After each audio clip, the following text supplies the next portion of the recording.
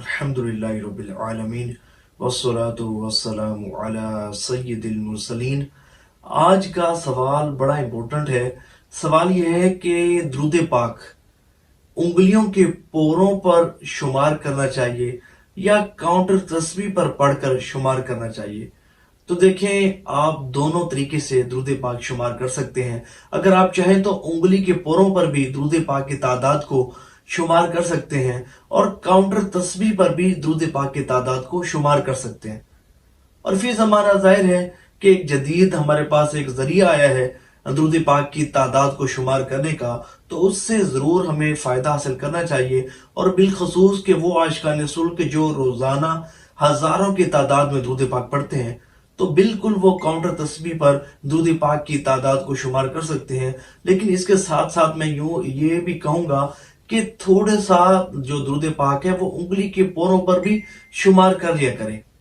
کیونکہ یہ مصنون عمل ہے، حدیث مبارکہ سے ثابت ہے، اور سنن ترمذی اور ابو داؤد شریف کی حدیث ہے کہ حضور نبی کریم رؤوف رحیم صلی اللہ علیہ وآلہ وسلم نے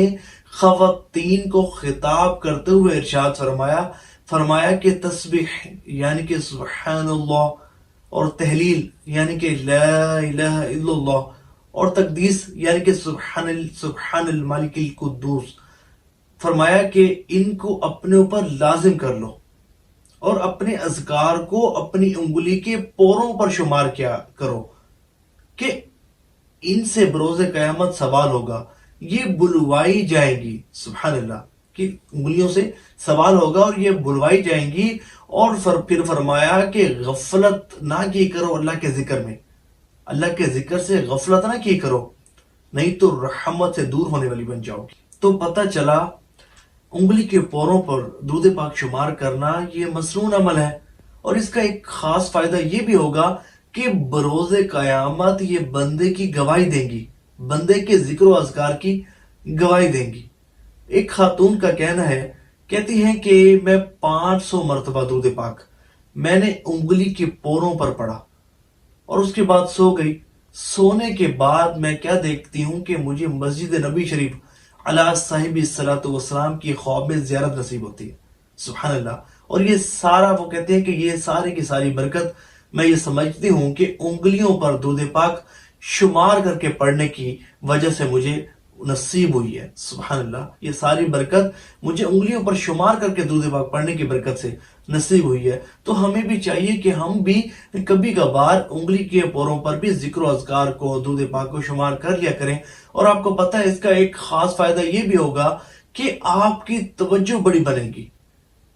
کیونکہ آپ کا ذہن جو ہے، آپ کا دماغ بھی درود پاک کی تعداد کو انگلیوں کے پوروں پر شمار کرنے میں مصروف رہے گا، آپ کی توجہ قائم رہے گی، آپ کا دماغ ادھر ادھر بھٹکے گا نہیں۔ لیکن جب کاؤنٹر تسبیح پر بندہ ذکر و اذکار کرتا ہے، درود پاک پڑھتا ہے، تو ظاہر ہے کہ کاؤنٹر خود ہی درود پاک کی تعداد کو شمار کر رہا ہوتا ہے، اس لیے ہماری توجہ زیادہ نہیں رہتی، ہم درود پاک پر توجہ مرکوز نہیں کر پاتے۔ لیکن جب ہم تسبیح کے علاوہ ہم انگلی کے پوروں پر ذکر و اذکار کرتے ہیں، درود پاک پڑھتے ہیں، تو ہماری توجہ بہت اچھی طریقے سے بنتی ہے۔ تو کبھی کبھار انگلی کے پوروں پر بھی ذکر و اذکار کر لیا کریں، درود پاک پڑھ لیا کریں، کہ بروز قیامت یہ آپ کی گواہی دیں گی، آپ کے حق میں گواہی دیں گی۔